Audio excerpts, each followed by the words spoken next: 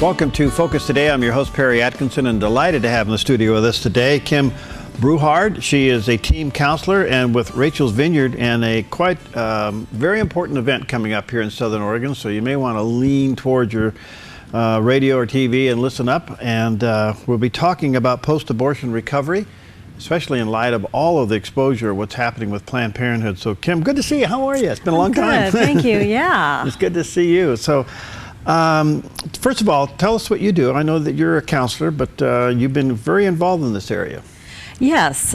Rachel's Vineyard is a nonprofit organization that in Southern Oregon has been putting on post-abortion recovery retreats since about 2001. Wow. So we have 2 retreats this year, and our next one is in November. So we do a retreat format for post-abortion recovery, and it's amazing. I love this ministry. I really do. It's powerful to see lives transformed even over a weekend. Wow. Now you have a benefit coming up September 14th, and that's going to be in Grants Pass? Right. So what we're doing actually is a 2-day training. Okay. So it's September 14th and 15th at the Tap Rock Event Center in Grants Pass.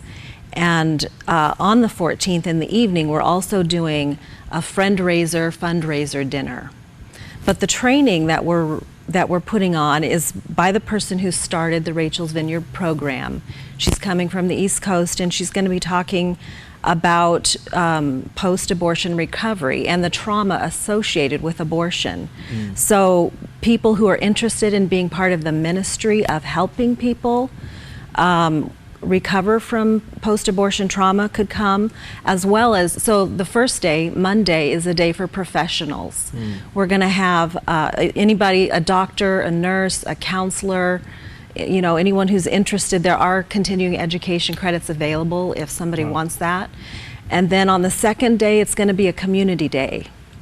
So anybody who's been touched by abortion or knows somebody who's been touched by abortion, maybe it's your mother or your sister or your wife, or, you know, and it's not, we don't just serve women, we serve men also. So if you're a man who's had someone in your life who had an abortion, then this is a day for the community to come and get some training about it. I can't say enough about it. So what do they do to sign up? So yes, there is a website to go to.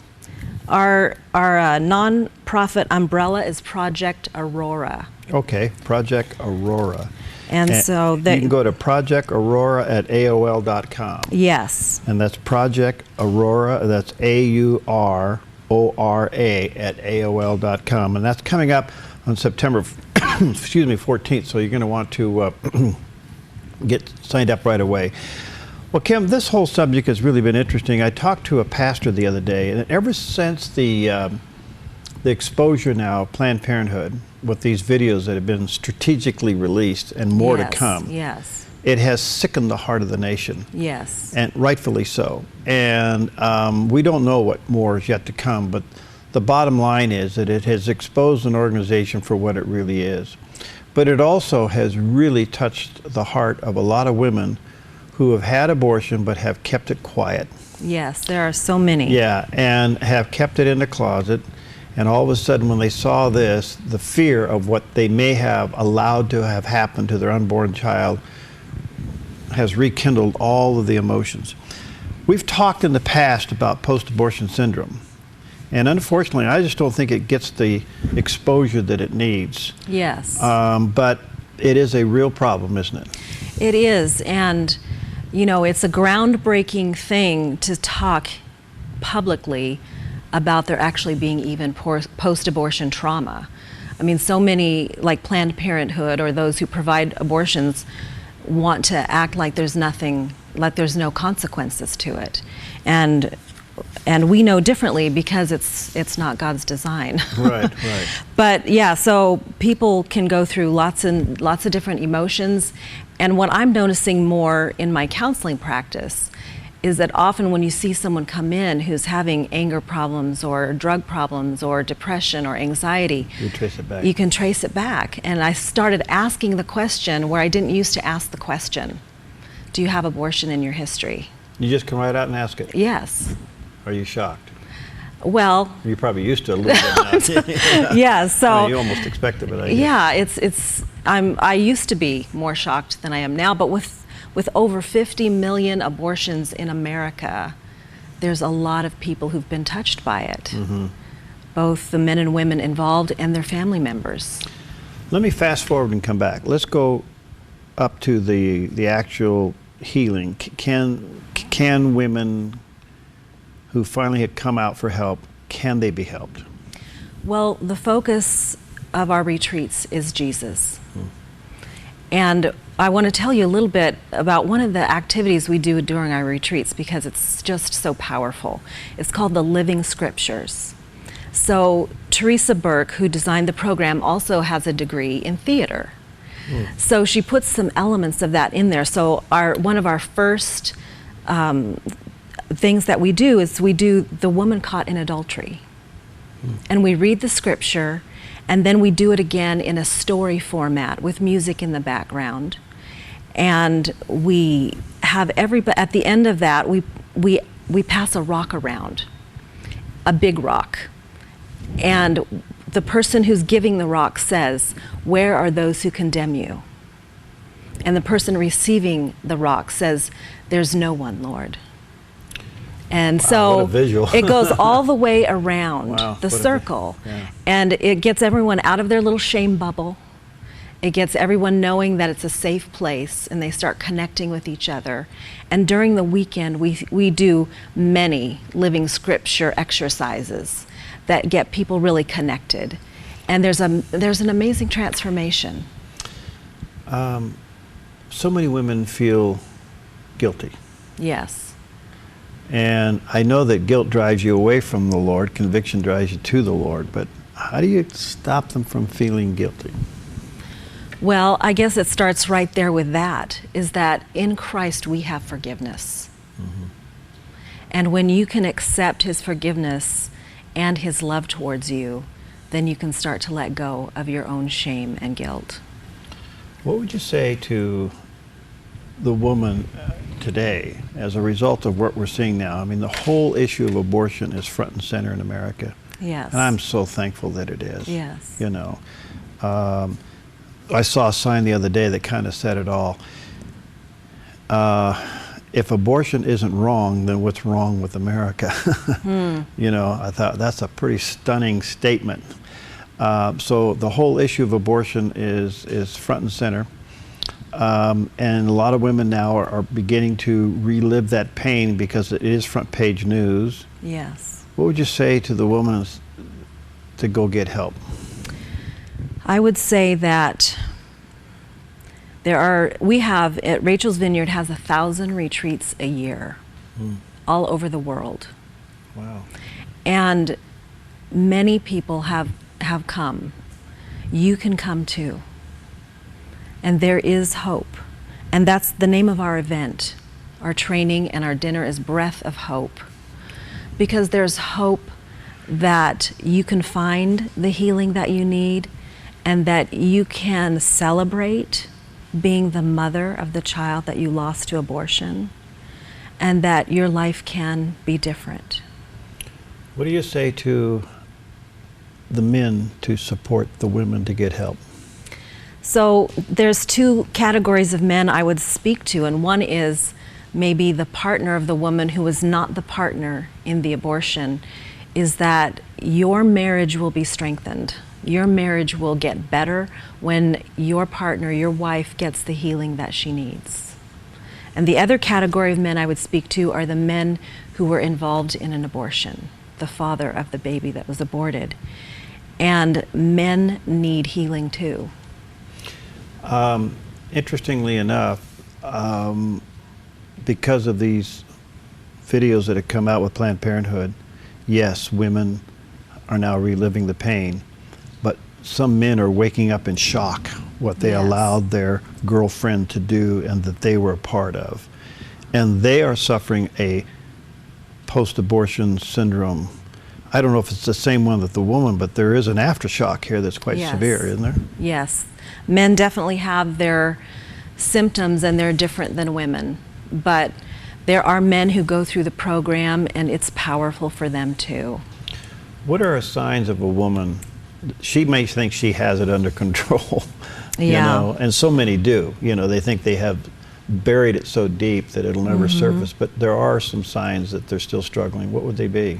Well, there's post-abortion stress, and there's denial, there's a sense of loss or emptiness, guilt, regret, remorse, depression, anxiety, bitterness and anger, emotional numbness. Sometimes it leads to drugs and alcohol use, things to numb the pain. There's repeat abortions. People have repeat abortions, and it's part of the symptom or the syndrome of post-abortion stress or trauma. Eating disorders, there's a lot of list of things. Well, let me just say to our viewers and listeners, if you're interested in the upcoming event, which is September 14th and 15th in Grants Pass, you can go to Project Aurora at AOL.com, and that's AURORA, so Project Aurora at AOL.com. There is a phone number, 541-942-2861. And let me encourage you to take in the Breath of Hope event, Rachel's Vineyard retreats, and get a hold of Kim. And what do you have a practice? I do have a practice in Grants Pass. How do they get a hold of you? They can call me at 541-955-2566. 955-2566. Okay, I better write it down. We're also looking for volunteers. Oh, you do? Yes. For the event. All right, so give Kim a call, 541-944-2566. All right, thanks for coming in. Yes, thank you. We'll be right back. Hi, I'm Paulina, and I work at theDove TV. Did you know that when you support theDove TV, you have a profound impact, not only in our community, but around the world? It's your continued support that takes the inspiration and hope in the programs we produce and makes them available to the thousands of people who are watching these videos online every week.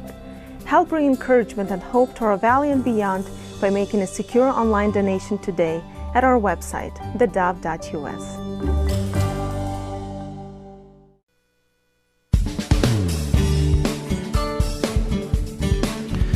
Well, welcome back, and what a delight to have back with us now Dr. Wendy Patrick. She is the San Diego County Deputy District Attorney.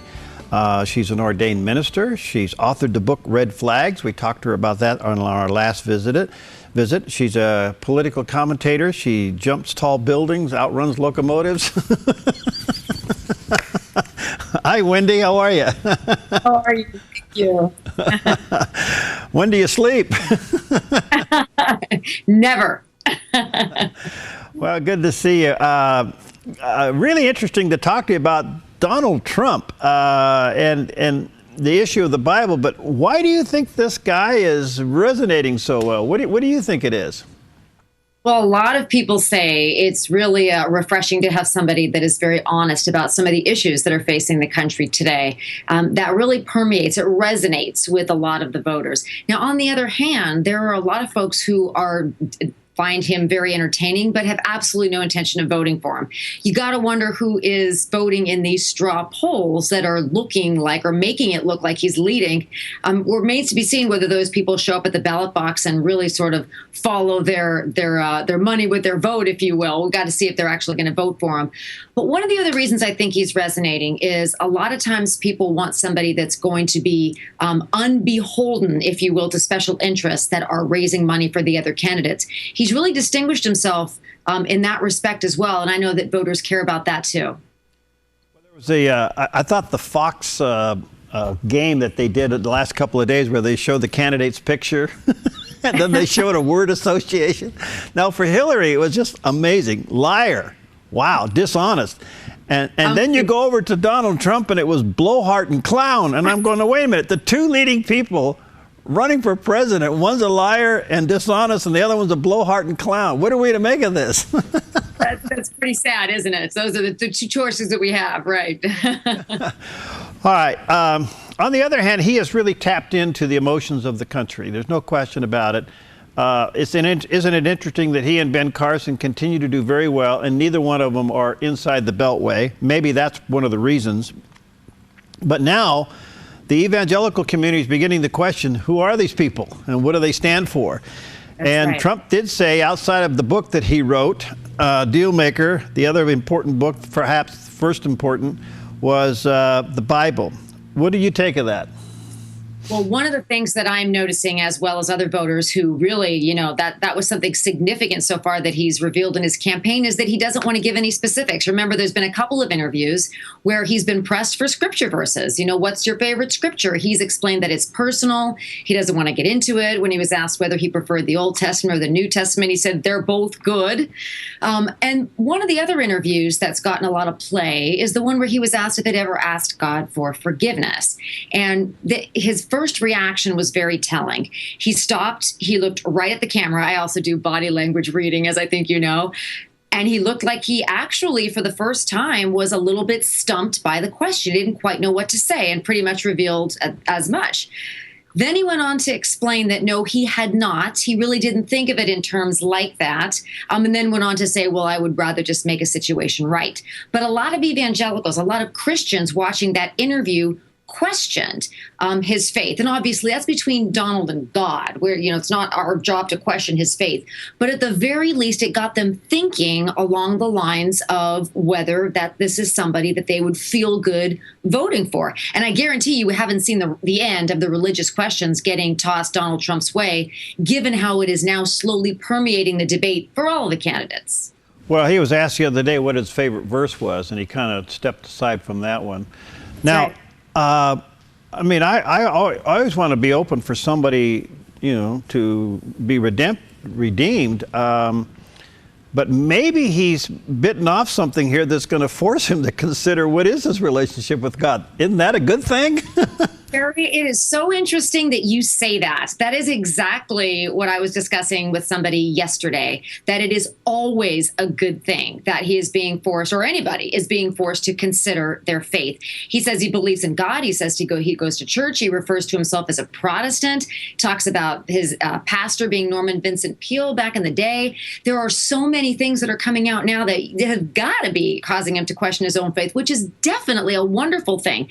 And I know how it is. People are watching these candidates, both Trump and others, saying, you know, you tell a good or a bad tree by its fruit, going to look at who is and isn't walking. But on the other hand, those same people that are watching and making judgments have to believe that somebody that self-identifies as a Christian hopefully is along the way there, if not being genuine about their faith. Well, many evangelicals bought the untruth that Obama was a Christian. Right. That's getting brought up a lot, too. You're right. All right. So, but we have somebody that may be questioning his faith right now, which has got to be a good thing. We'll trust God to do his best work on that. But he seems to be pro-life. Isn't that a biggie? That's right. He talks about his stances on being pro-life, his stance on same-sex marriage. He's talking about a lot of stances that he has on political/social issues that are in line with Christianity. He's continuing to do this. And with Ted Cruz ramping up the rhetoric designed to attract and successfully attracting an evangelical base, you might wonder whether Trump is going to make additional forays himself into trying to woo that voter base. He's already started. He's being questioned about it more frequently. He made the comment of comparing himself to Billy Graham because of the size of the stadium. We've got to, you know, to be fair, take that into context, not stating that he's a great evangelist. But really, there are more and more references being made. And one of the things he could probably continue to assume that he's going to get are questions about Scripture. In other words, it's rare that somebody says the Bible is their favorite book, but doesn't have a favorite part of it. Even when we have favorite movies, we've got favorite scenes, we've got favorite books, favorite chapters, and surely there are some Bible verses that he probably will decide that are okay to reveal. I understand it's personal. Faith is personal for a lot of people, but perhaps he will decide to open up and share a little more about his faith with us. Wendy, it would appear to me that there's something going on here, because just recently, in the last day or so, Donald Trump has reached out to Ted Cruz in a coalition to oppose the president's Iran plan. Now, he probably needs Ted Cruz to go to the Senate floor and try to filibuster, which would be an interesting thing, and support him in doing that. But is this an olive branch of a potential ticket? Therefore, he brings the evangelical vote in with Ted Cruz. We asked the same question when we heard about the Cruz-Trump meeting that occurred even before the first presidential debate.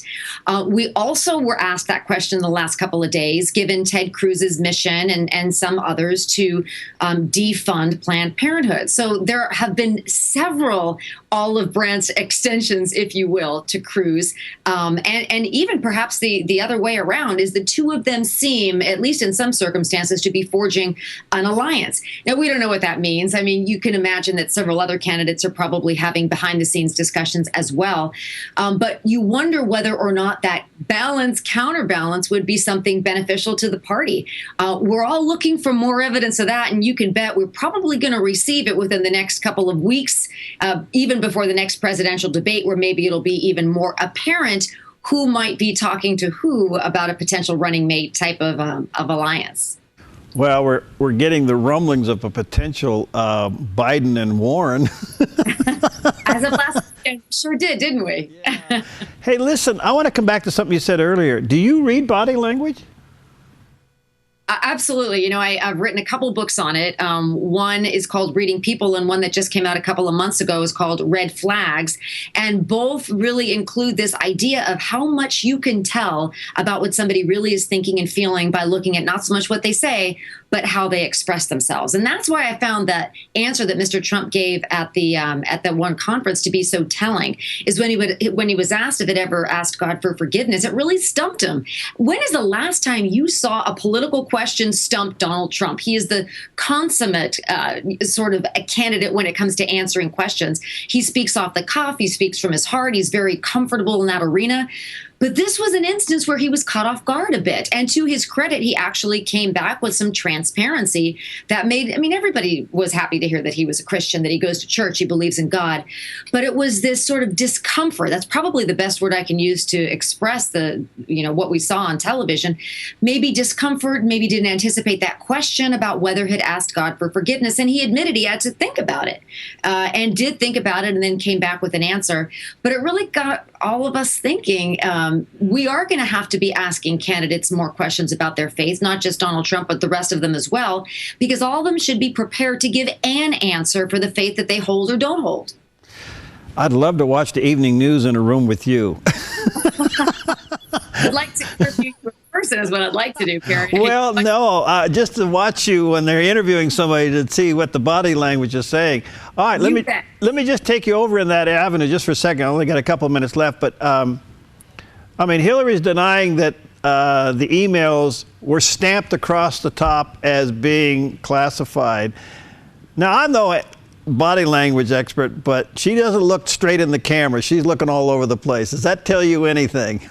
Oh, she was so terribly uncomfortable, Perry. You almost felt for her. That level of discomfort was painfully obvious, not only in her facial expressions, but in her body language and the way she was moving her arms. And, you know, it has to do with the fact that, at least according to some people that are now taking a closer look, the allegations that those emails were born classified. In other words, they never became classified. They were always classified by virtue of the content being discussed. If she knows that, you expect that she would, but if she knew that, what you're seeing is an incredible level of discomfort. Maybe she's not good at untruth telling, or maybe she didn't know. We really don't know what's in her heart and mind, but we do know that she was incredibly uncomfortable. Now, what does it mean beyond that? I suppose we'll probably find that out in the coming weeks. But that level of discomfort, gosh, that's got to be so tough, and it's impossible to control. Nobody could possibly control that level of turmoil that she's feeling, and we saw that. We saw that not only in the most recent interview, but in almost all of the interviews where this subject was being brought up. You're seeing that. She is so far out of her comfort zone that none of the natural smiling and natural arm movements that we've seen from her before are present when she's talking about this subject. Well, I think you and Frank Letts would have a lot of fun together. I'm sure you're right. All right. WendyPatrickPhD.com is her website. wendypatrickphd.com is her website. You know, let's connect on the other side of the next debate. Sounds good to me. Sounds like fun. I think it would be really interesting to have you body language read some of the responses. So, hey, what a delight to have you. Have a great day. God bless you, my friend. God bless you. Okay, we'll be right back. Hi, I'm Paula, and I work at theDove TV. Every day we get letters and emails from people who've been encouraged, blessed, and challenged by the programs on theDove TV. But we couldn't do it without you. Did you know that more than 90% of our income comes from people like you? You can help us continue to bring inspiration and hope to our community by making a secure online donation at our website, thedove.us, or call us at 541-776-5368.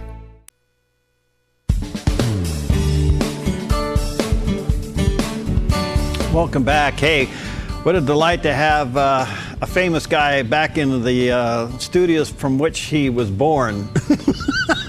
Delighted to have back in the studio with us today Paul Coughlin. He is the founder and the president of The Protectors, formerly with theDove years ago when life was simple. But when it was just radio. It was just radio. Over a bank. Yeah. And we had to calm you down from bullying the staff. So anyway, great to have you, buddy. How you doing? Oh, I'm doing good, doing good. You know, this whole subject has just exploded. Everybody's talking about it. There's public service announcements about it. Yeah. Not only in the schools, in the homes. We're talking about corporate bullying. Now we're talking about cultural bullying. Mm-hmm. I mean, it's amazing. Did you ever think it would explode like that? I guess maybe deep down. But when we started 10 years ago, we were like the places that change your oil. It's like, you know, that's a good idea. It's unnecessary, but it's a good idea, right? Yeah. And now bullying is the topic of the day. You know, it's the #1 form of child abuse. You've been all over the country. Yeah. You've been on, let's see, Focus on the Family. You've been on all the television networks. So obviously people are interested in it. Are they paying attention to it? You know, they are. I think people who have flesh in the fight pay attention to it. I think parents whose child are being bullied, they pay attention to it. Education pays attention to it. Unfortunately, bullying is not a school problem. Bullying is a cultural problem. We need to change culture before we can change bullying in our schools. We have it backwards right now. All right. So it's got a long ways to go. Yeah, it'll transcend all of us. Some schools have started, most will start in the next week or so, and some parents are actually now concerned that their kid came out of a year where they were bullied. Mm-hmm. They got him through the summer, supposedly got him healed, but deep down in the heart of that kid may be a fear to go back to school. Yeah, and we just saw it recently in Chicago where a kid took his life. Rarely do they do it only because of bullying, but bullying plays a major factor in why kids decide to take their lives, over 50% in most cases most of the time. So many parents don't even find out about the bullying until the last day of school. And then you have the summer to hopefully regroup. Hopefully what parents have been able to do this summer is grow those friendships. Bullies do not pick on just anyone. They go after certain people at certain times. So they go after kids usually who are shy, socially awkward. They don't have a lot of friends usually, and that's just, it's just prime pickings for a bully. So a bully is going to go shopping in September when school begins. By October, they will find most every target. They're looking for a kid with low body language, someone who doesn't show a lot of oomph, someone who they know if they can pick on, that they can get away with it. A bully is not looking for a fight. A bully looks to overwhelm. So if your child appears to be the kind of person that can be overwhelmed, that is who they're going to target over other kids. All right. Some parents are very aware that their child is shy, or maybe awkward or quiet. Yeah. What do they do to prepare them? Well, you never had one of those kids, if I'm not mistaken. All three of mine are three. Well, no, our two sons and me. Yeah. Yeah, you didn't have to worry about that, given what I know of your family. Okay, don't go there. Yeah, so you got this shy kid, and I've got 3 kids. My middle kid, Garrett, was in the gifted program. Gifted kids tend to be shy, right? And so it took us about 2 years to coach him out of it. As a parent, you got to coach him. You've got to you got to help them fake it till they make it. For example, Garrett would want a candy bar at a grocery store. And I'd say, well, here's the money, buddy, and go ahead and buy it. And he would look at the stranger, and he just wouldn't want to talk to the stranger and buy a candy bar. And he'd say, no, Dad, you do it. And I said, well, buddy, if you don't, apparently you don't want it that bad. I'm not going to do it for you. But I think that person looks nice to me, and she looks friendly. And I bet that she will actually smile at you when you buy this candy bar from her. And he wouldn't do it sometimes, and eventually did it. And we had to continually, me and Sandy, just force him to just be more assertive in public settings. And it took about 2 years, and he was able to come out of his shell. And but it didn't happen overnight. All right, so, but school starts and parents are concerned, so what do they do? Yeah, one thing to help alleviate the anxiety right now that is currently going through the heart of so many kids. Some of them have never been to the school that they're going to, especially when they go into a new grade. Visit the school before it begins, walk around, help some of that anxiety dissipate within that kid, if at all possible, and this is really, really important, cultivate those friendships. At least, you need at least one, ideally 3 to 5. As a parent, children need to be saved from themselves, right? They just don't know the landscape, but we do. And so we need to help our child do the right thing even when they don't know what the right thing is. And in many cases, many times, it's friendships. Have those kids into your home. Children are like puppies. I've been a coach for over 20 years. I know one thing, feed them and they will come. So just have food in your house. Good food, the better. And grow those friendships, cultivate those friendships. It'll make a huge difference. What do you say to a teacher when she knows she's got a shy, maybe an awkward child coming into the classroom? You're saying probably is the prime target. Yeah. What do you say to it? Yeah, that's a tough one because that kid is likely never to stand up for himself or herself, maybe not until their 20s or 30s. It's just not in them, Perry. They are not the guy. Like we'll tell a kid to look a bully in the eye. You have yet in 10 years be able to get a target to do that. They're so afraid of their bully, they won't look them in the eye. I say it's not even necessary. Just look them in the forehead or don't just look off to the side while you're speaking to them. There's a number of things you can do. Partnering that kid with another kid who's more assertive and strong and just say, you know, I think this guy's going to have a little difficult time early in the school year. Would you help me figure out what people are saying to him, what they might be doing to him? I need someone I can rely upon. If you see someone picking on him or her, would you stand up for that person to say that it's wrong? There are kids will do heroic things. They really will. But we need to give them a script and a game plan before that event takes place. So usually that's why we're called the protectors. We partner, we give those kids a protector to look out for them, and teachers can do the same thing. Now, the big part about bullying is speak out. Yeah, it's amazing. You want to comment on that? It is. I mean, one study says that if one person stands up and they use assertive but nonviolent words, they don't even have to be popular, they don't even have to be big, that incident of bullying can end 58% of the time within 6 to 8 seconds. Let me talk to Christians here for a second. Right now, only about 13% of students are actually going to help the target in school. 40 to 60% will join the bully. That includes Christian children. Our children are sinning every school day when we decide to make cruelty currency, which is what bullying is really about. And our children are sinning because they're giving into the sin of cowardice, Revelation 21:8. So our kids are being cowards. They want to help that kid, but they're too afraid to help that kid. We as parents need to change how we parent. We need to be like the parent in American Sniper. That when he has his 2 boys, and well, okay, it's about to get adult, Perry. He has his 2 boys at the table, right? And he says, you know, there's 3 kinds of people in this world. You've got wolves, you got sheep, and sheepdogs. I expect you to be a sheepdog. I expect you to fight those wolves. And that is what we need to do with our kids. I've done it with all 3 of my kids. They are expected to do something life-affirming when they see bullying take place. And until we do that, as parents, as mature people, particularly people of faith, it's not going to change. All right, we're going to take a break and we'll come back. I got a big question for him. But in the meantime, theprotectors.org is an incredible resource for you. And by the way, there's curriculum for schools. Paul goes to schools and school districts. He's all over the place. But if you want more information about the Protectors, go to theprotectors.org. We'll be right back.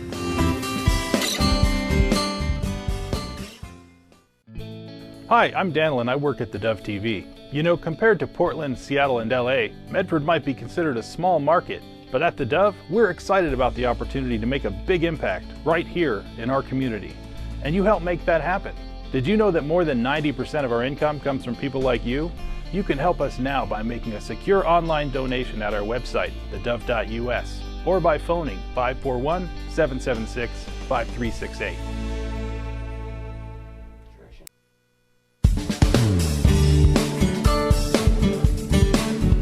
Okay, we're back with Paul Coughlin, and Paul is the president and the founder of Protectors and deals with the subject of bullying. He's also an author, and his website is theprotectors.org, which is a great resource, so check it out, theprotectors.org. Bullying, big subject. It's across the board from kids in school, which we know is a big issue. Sometimes, I got to tell you, if you're doing any kind of marital counseling, you'll find out that it's pretty prevalent in a lot of marriage breakups, where there's some bullying going on. Corporate bullying, we've seen it. Cultural bullying. All right. Is Donald Trump a bully? And I heard we were going to talk about this today. Is he just a forceful guy? My niece said, you know what you're talking about this morning at a 7:30 appointment? She says, you're talking about Donald Trump. And I said, I didn't know I was talking about Donald Trump. Interesting you say that, because I submitted I write for Fox News for bullying, about bullying. And I submitted an article recently called The Donald American Bully.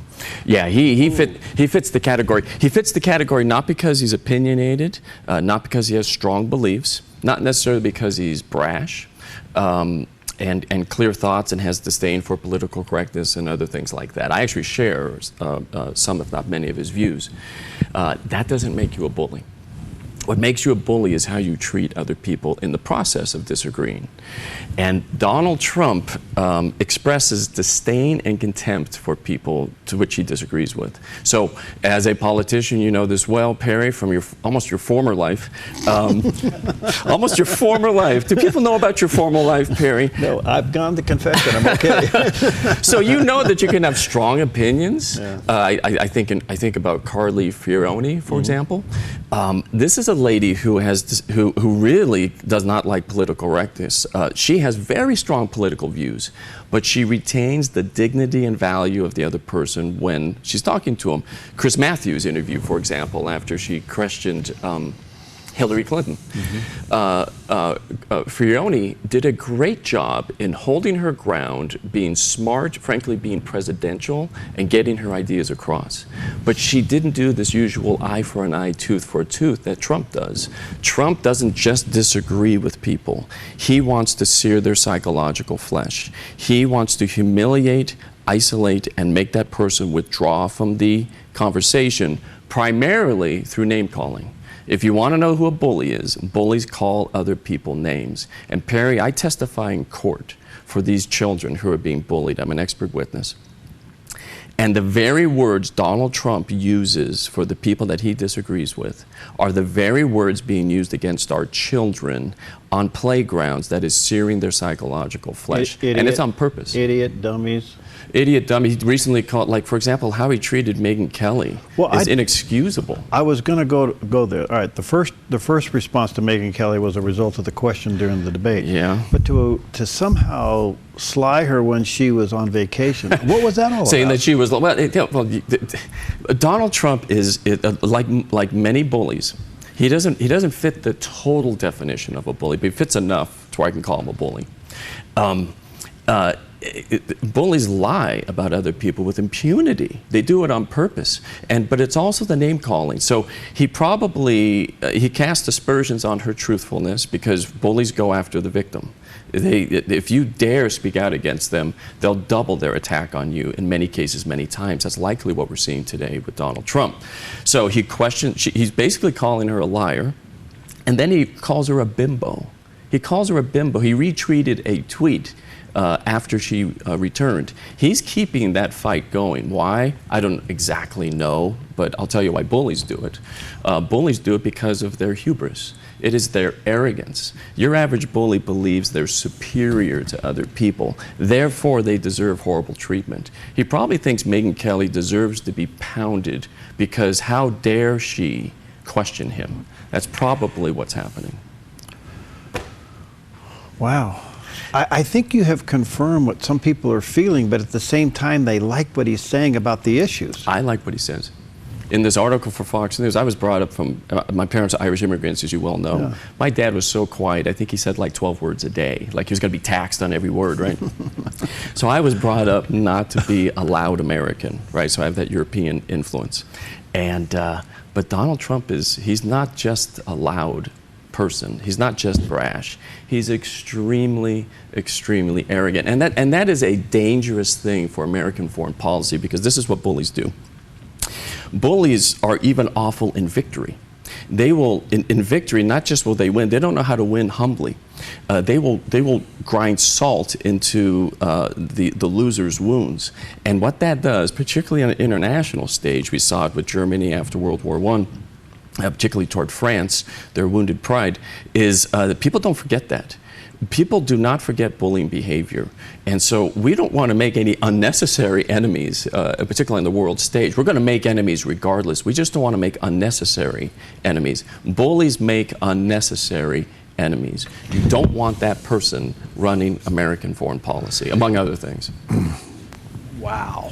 I'm not going to comment on that. I just need our viewers and listeners to process that, because I really think at the same time you are hitting what a lot of people feel, but at the same time, him and Ben Carson and Carly Fiorina are outside of the Beltway, and they are getting a huge recognition because they're not part of the problem. So this is new waters. We're in uncharted waters here. I think you can compare Fiorina and Trump, and you can see that she too has strong views. Strong views do not make you a bully. Yeah. She's opinionated, as Trump is opinionated, but look how she expresses those things. She will be bringing people toward her in a way, but Trump will provide unnecessary conflict and difficulty, because that is what bullies do. He gives the impression that if you've been okayed by him, you've made it. In other words, well, I like you. You're a good person. Oh, what am I supposed to take from that? I've arrived?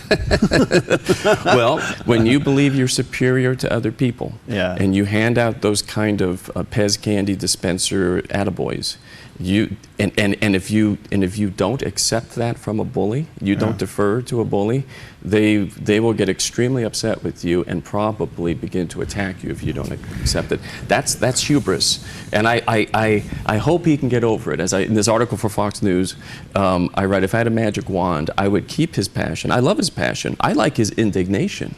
I like how he doesn't have a lot of filters, and he's just very straightforward. That is attractive. I like it as well. I like his stances, but he's got to dump the disdain and contempt toward other people. He needs to be presidential. He needs to watch Ronald Reagan for a while and see, this is a guy who learned how to disagree and at the same time able to pull people toward him, because our political system, Perry, as you well know, is based on compromise. Right. It is based on compromise. That's how it is. Right. A guy like that isn't going to get much done, because they're just going to do more than hold their nose, because you've had to hold your nose in politics. I've had to do some of that as well, and move forward. They will hate working with that person and say, I ain't working with this person. I've been concerned, Paul, with the tone of conservative talk radio lately. You've been concerned for a while. Yeah, the cynicism is driving me crazy, and what's the problem with it is there's no hope in it. Yeah. And the hosts who are being who disagree with their guests, or people calling in, or if they disagree with the host, there is a massive form of bullying going on right there. Like, you're an idiot. You don't understand what I'm saying. Yeah, there's a big difference, Perry, between cynicism and skepticism. And skepticism is a good thing. Cynicism, I wrote about it in a previous book, and there's a great book by a guy named Dick Keyes, Seeing Through Cynicism. I think it's published by University Press. I can't recommend it enough for people who are pretty cynical. It sucks life out of the room. It really, really dissipates hope. We need hope. And cynicism basically says, why try? We are called to try. We're called to continue on this path, even when it's difficult. And also with cynicism too, we claim to understand things that we really, really don't know. Mm-hmm. And that's dangerous. It can lead to hubris. It leads to a disengagement that I've never seen. In the religious world, we call it cults. In the secular world, I guess we call it a following. But I'm amazed how many people are now angry, shut down, and augured in, as a result of this kind of stuff. All right, so corporate bullying. What does a person do who's stuck in an office atmosphere that they're being slowly picked upon? Yeah, let me talk about that, because that's really pretty painful. We've done some work in that area, because it is similar. So in schools, cruelty is currency for social power. You become more popular by being awful to your classmates. Studies show it. Cruelty is currency. Well, to be cruel in the workplace is currency as well, but it's usually for financial gain.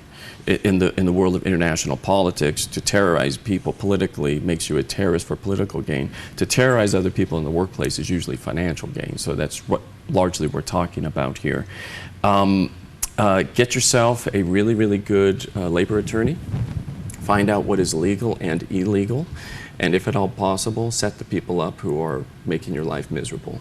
Some people don't have the guts for it. Find out what you can record legally, audio, video, both. Usually, the devil's in the details, but usually if there's recordings in a public place, you can usually get away with that sort of thing, but you got to be very careful about these things. Go with an attorney, see what they say. And then, Perry, frankly, in many cases, many of the times, just leave. Particularly if you're female. Yeah. The psychological... Is sexual harassment bullying? Absolutely, it's power. It's just bullying is primarily the abuse of power in particular forms, and the bully gets something out of it. So it is certainly sex trafficking. Is the overlap between bullying and sex trafficking is profound. But I would want to speak to women, particularly that might be watching. The psychological effects of bullying in the workplace are near identical for some as the psychological effects of soldiers returning from war. Really? And a number of adult... PTSD? Really? Absolutely. Okay. Absolutely. It's very similar dynamics. Really? So what do you do there? If you're dealing with that, go get another job. In many cases, many times, it's almost impossible to prove by the letter of the law. You can prove it morally, but can you prove it lawfully by way of damages? It can be done. Extremely difficult to do. You might just be better off leaving. Well, I think you run the risk of being tagged as a troublemaker. Whistleblower, all that sort of stuff. Yeah. And so just better off to leave. Better off to leave. If you can leave on your own terms, even better. Go find that other job before you... The best time to look for a job is when you have one. Okay. And so and don't tell anyone at work. Just do your thing. I only got about a minute, and this is an unfair question in a minute, but maybe you can just touch on it. One of many unfair questions. From me to you. Yeah. Spiritual bullying. Oh, yeah.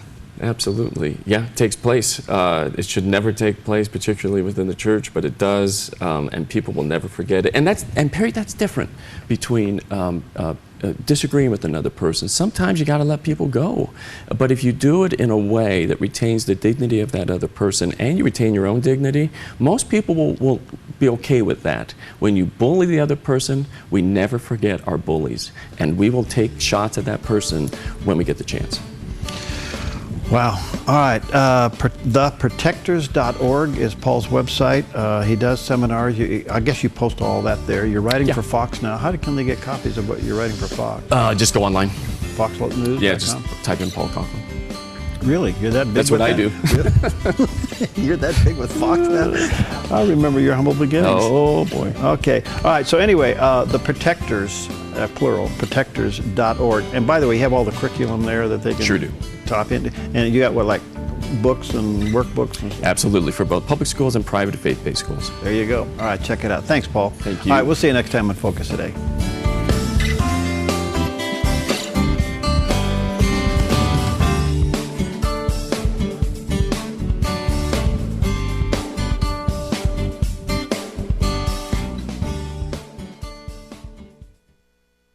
Hi, I'm Jim, and I work at theDove TV. Every weekday between 6 and 8 a.m., our award-winning news and sports team bring you the best morning show around. It's live, it's honest, and it's a whole lot of fun. And you help make it happen. Did you know that more than 90% of our income comes from people like you? You can help us continue to air local programs that share your voice by making a secure online donation at our website, thedove.us.